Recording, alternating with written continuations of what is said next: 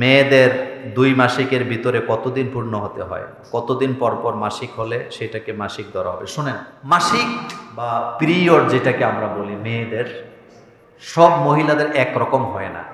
কারো 3 দিন, কারো 4 দিন, কারো 5 দিন, কারো 7 দিনও কি হয়।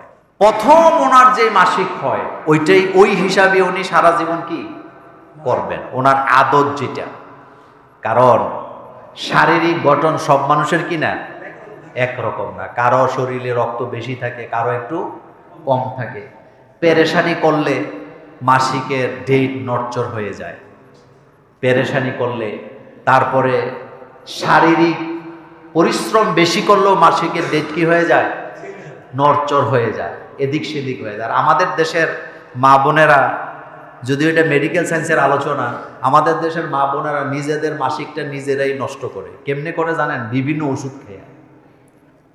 কোথাও বেড়াইতে যাবে, কয়ে যদি এই অবস্থায় মাসিক থাকে, চলাফেরা অসুবিধা হবে, তো ওষুধ খেয়ে এটা বন্ধ করে।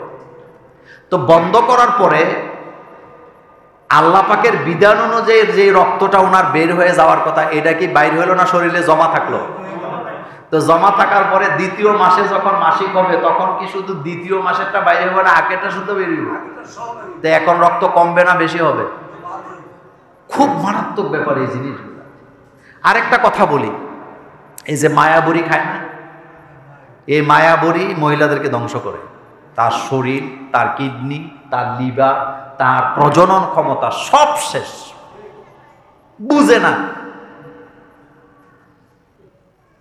কি যে একটা অবস্থা। আমাদের দেশের নারীরা প্রধানমন্ত্রী হতে চায়, হওয়ার যোগ্যতা চায়, প্রেসিডেন্ট হওয়ার যোগ্যতা চায়, স্পিকার হওয়ার যোগ্যতা চায়, শিক্ষক হওয়ার যোগ্যতা চায়, প্রফেসর হওয়ার যোগ্যতা চায়, ডাক্তার হওয়ার যোগ্যতা চায়, বিচারপতি হওয়ার যোগ্যতা চায়। কিন্তু একটা মহিলার জন্য সবচেয়ে গর্বের এবং গুরুত্বপূর্ণ যে বিষয়টা, মা হওয়ার যোগ্যতা, এটা তারা নিজেরাই নিজেদেরটাকে নষ্ট করে দেয়।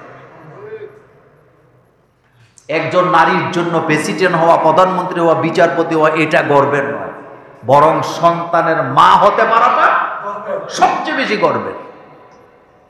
এই জায়গাটাতে আমাদের সমস্যার কারণে আমরা এই জিনিসগুলোকে নষ্ট করছি।